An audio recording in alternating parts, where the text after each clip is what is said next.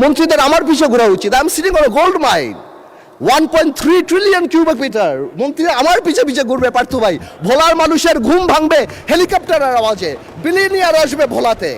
আমি ভোলাকে তো সেভাবে চাই, Bhola must be the workshop of Bangladesh, Bhola must be the Tamil Nadu of India, Bhola must be the Suzhou of China, Bhola মানুষ the Selangor of Penang of Malaysia.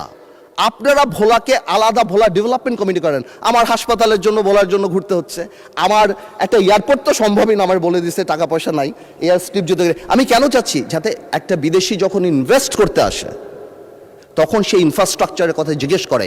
আমি ভোলা আর ঢাকায় আসার জন্য প্লেন চাই না, আমি এই জন্য চাচ্ছি তারা জিজ্ঞেস করে হসপিটালের কী অবস্থা, ইনফ্রাস্ট্রাকচারের অবস্থা, রাস্তাঘাটের কী অবস্থা, স্কুল কলেজের কী অবস্থা, সব ভোলা ব্রিজের কী অবস্থা। এই যে ভোলা ব্রিজ সেতু, আমাদের সেতুটা, এটা কবে হবে, বাজেটে কেন না। আমি মাননীয় অর্থমন্ত্রীকে রিকোয়েস্ট করবো, আপনি একটু ভেঙে বলে দিবেন যে কেন নাই, কী হতে পারে, কবে হতে পারে, আপনার স্পিচ যখন হবে।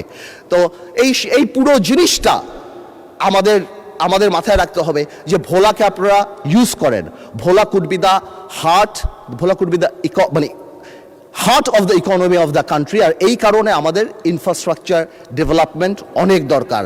আমি মাননীয় প্রধানমন্ত্রীর দৃষ্টি আকর্ষণ করব যে ভোলা ডেভেলপমেন্ট কমিটি নামে একটা কমিটি যদি করে, ভোলাকে আলাদা বরাদ্দ বা ভোলার আলাদা জিনিসগুলো, এবং আমাকে যদি, যেহেতু আমি সরকারের পার্ট না, আমি কোনো মন্ত্রী না বা আমার কোনো এক্সিকিউটিভ পাওয়ার নাই, আমাকে এরকম একটা অ্যাক্সেসিবিলিটি করে দেওয়া যাতে আমি আমার কাজগুলি খুব তাড়াতাড়ি বের করে নিয়ে আসতে পারি। মাননীয় স্পিকার, আমি আর বেশি সময় নেব না। আমি আবার সরকারকে এবং বিশেষ করে মাননীয় প্রধানমন্ত্রীকে ধন্যবাদ জানাই এবং আমি কংগ্রাচুলেট করি। এবং আমরা দেশবাসী এবং আমরা সবাই বসে আছি যে এই চুক্তির ডিটেলসগুলি আমরা ইনশাল্লাহ কবে জানবো, যাতে করে আমরা ডিটেলস আলাপ করতে পারবো। আপনাদের সবাইকে ধন্যবাদ।